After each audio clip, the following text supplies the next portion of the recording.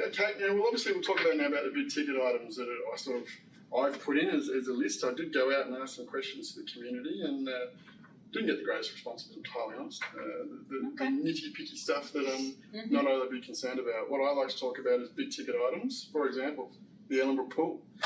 Your opinion on the new design, land location, and I've heard from previous people I've spoken to about how we got here, which is good. But what do you think of the new design and the location and how that's looking to go? I am really happy with this final outcome.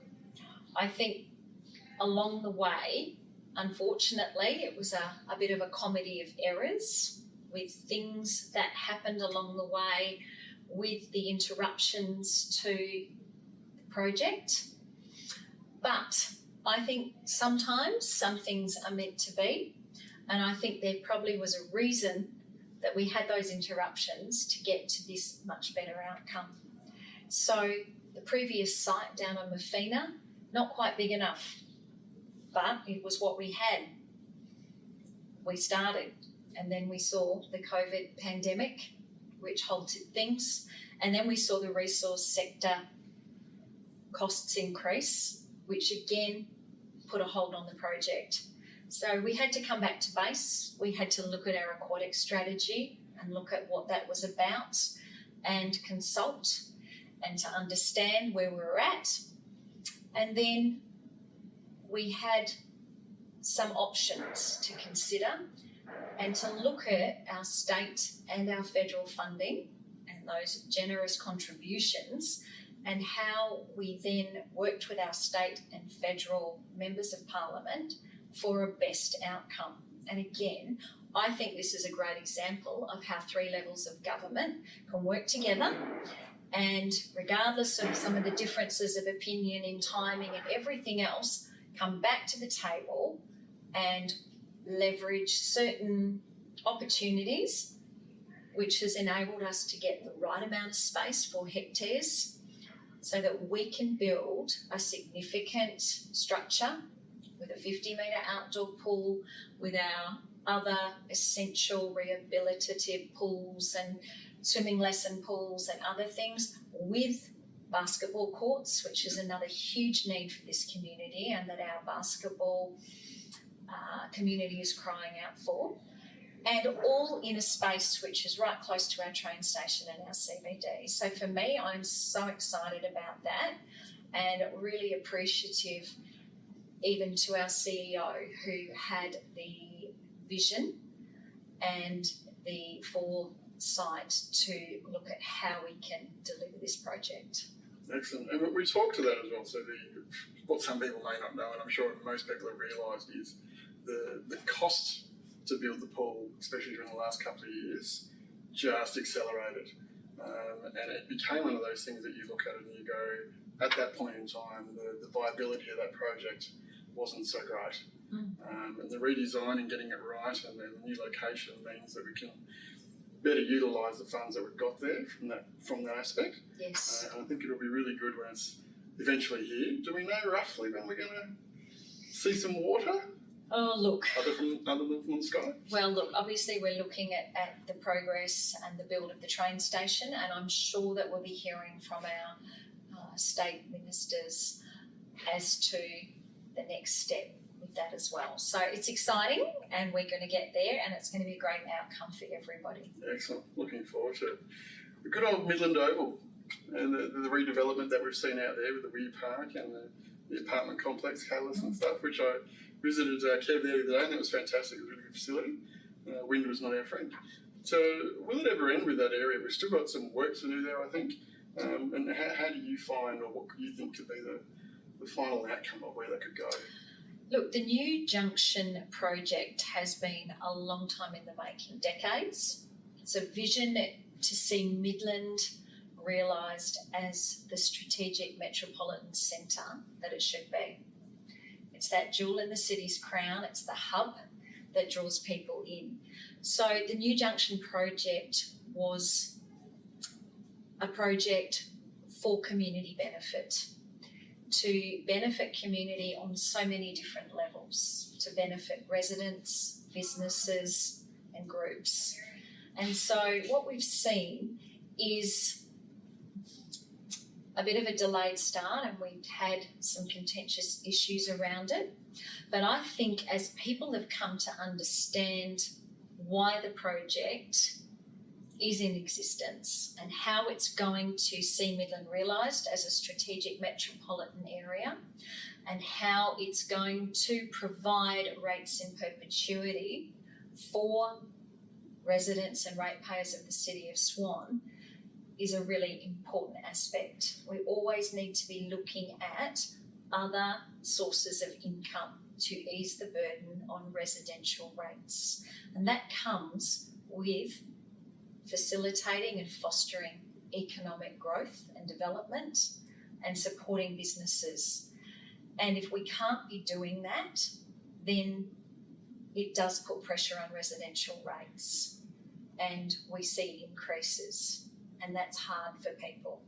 So the new Junction project is just so exciting. We're going to see infill, which again, we've got so many people crying out to save the black cockatoos, our western swamp tortoise, and I've worked hard on motions to council to ensure their protection and sustainability. So we need infill, and the new Junction precinct ensures that, because we don't want to be losing any more of our remnant bushland, and we don't want to be putting pressure on losing our urban wildlife corridors as we look to further developments. So the new Junction precinct and project is quite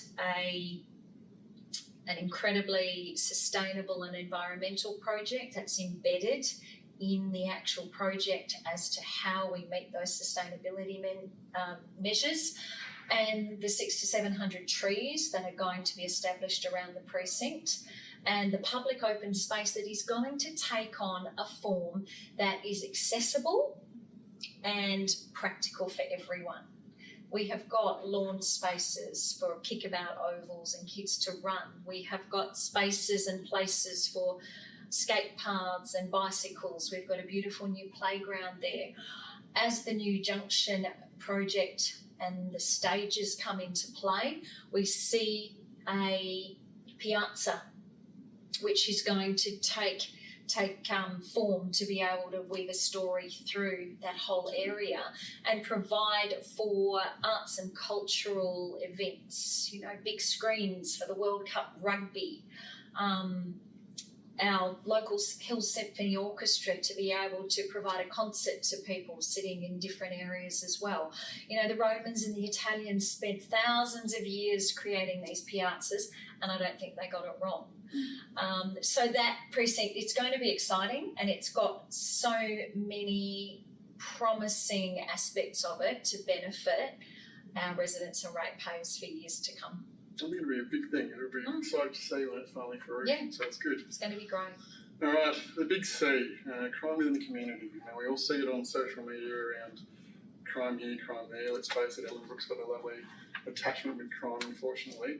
Mm-hmm. How do you see as Mayor crime in the community? How can we counter it?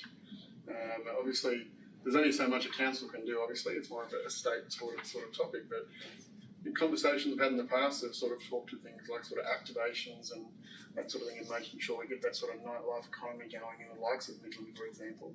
But in the regions, in places like Brabham or Ellenbrook, how do you think we can better tackle crime? Is it more activities for youth?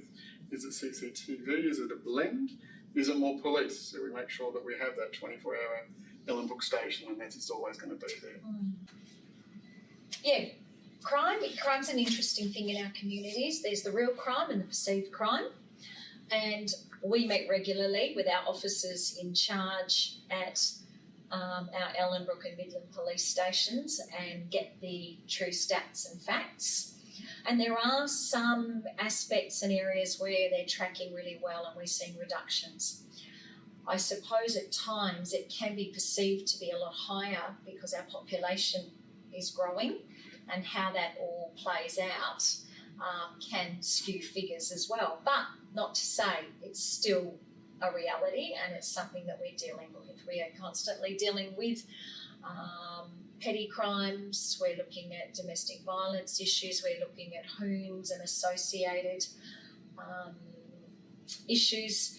I think an important aspect is our CCTV, and I've said that in some of my election promises, that ensuring that more CCTV is rolled out, and possible CCTV rebates for residents so that we can help to focus and track and pick up on those who seem to spend their whole life taking advantage of others and crime is their full-time job, to be able to call them out and hold them accountable. I think it's really important as well to connect with our neighbours and to probably really keep promoting the old neighbourhood watch. I know it's an old term and people look at it and think, okay, but just the eyes and ears on a street and in a street between neighbours is powerful, and constantly encouraging people to be connecting with 2 or 3 neighbours in the street, knowing what they're up to, if they're popping out, they're away, feeding the cat, feeding the dog, watering the garden. I think that is probably the most powerful thing. And I think across a lot of our communities in Swan, we see that on some of our Facebook groups and pages as well, where people are connected, they're observing things and they are communicating those. So that is something that is so important as well. And it comes down to people and relationship and connecting with each other. And I think if they can keep doing that, and then we can keep working with them in regards to that, then that's really important. I've got a lot to do with Swan Chamber of Commerce, and they have created their Safer Midland project, which has hit the news and has created some real interest amongst businesses to help protect businesses. And that has been a great success, and it's not to say that it's something that we might look at in other communities across Swan, and to rework that to suit other areas so that people are protected as well.